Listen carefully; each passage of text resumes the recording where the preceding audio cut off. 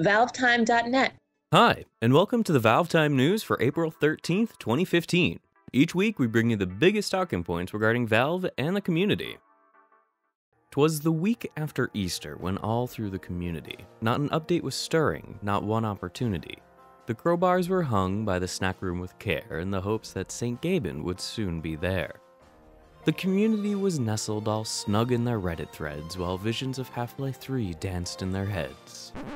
Alright, enough of that. As you were supposed to interpret from Nick's really lousy poem, the past week saw literally no official news come out of Valve, mostly because the entire company is away on vacation, likely for their annual company trip to Hawaii. This of course meant no updates for Team Fortress 2, Counter-Strike Global Offensive, or Dota 2, but don't fret, we'll do some rummaging around to see what we can find. Here we go. On Saturday evening, our friend Frozen of TF2Maps.net fame announced he and the Black Mesa development team were live streaming the game's multiplayer mode for the first time.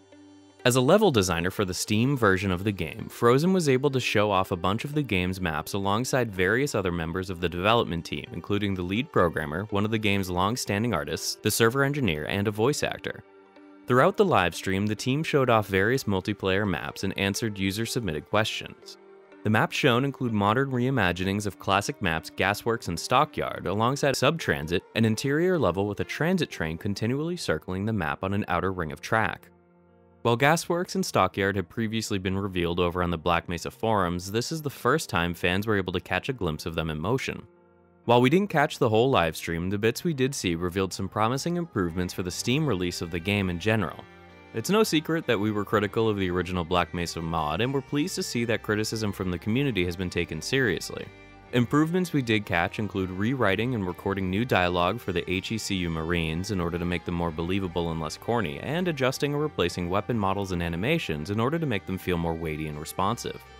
The still in development Zen chapters were also addressed, with the development team mentioning they originally attempted to create a near one-to-one replica of Half-Life 1 Zen before deciding to create a more original and innovative version of the alien border world, which we like to think means new gameplay mechanics and new set pieces.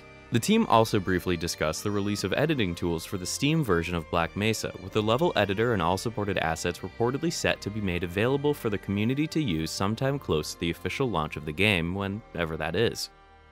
We've been pretty light on specific details because the Twitch VOD hasn't been made available to watch or download, and Frozen has been understandably less willing to reiterate much of the shared details or to provide us with any footage prior to the release of their own edited video of the livestream, which should be out in a few days.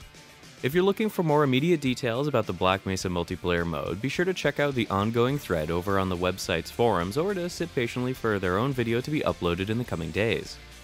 Alternatively, if anyone did manage to catch some extra details from the livestream we haven't mentioned here in the video, please feel free to share them down in the comments below to let everyone else know.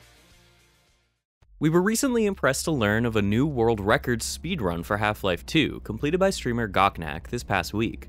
The scriptless speedrun is completed in a pretty astonishing 1 hour, 32 minutes and 1 second, with Gocnak promising it's possible to shave even more time in the future. As with most speedruns, there's some pretty crazy exploitations on display, including leaping over entire maps and jumping from the bottom of the Citadel's dark fusion reactor to the very top. It's definitely worth checking out if you have an hour and a half to spare, so be sure to head on over and show Gocnak some love. And that about wraps up this extremely light episode, which still somehow managed to last a few minutes longer than our earliest episodes from 2012, which we certainly do not recommend you go and watch. If you enjoyed this episode, don't forget to subscribe to our YouTube channel, to follow us on Facebook, Twitter, and Twitch TV, and to join the conversations over on the ValveTime.net community forums. Thanks for watching, and bye for now.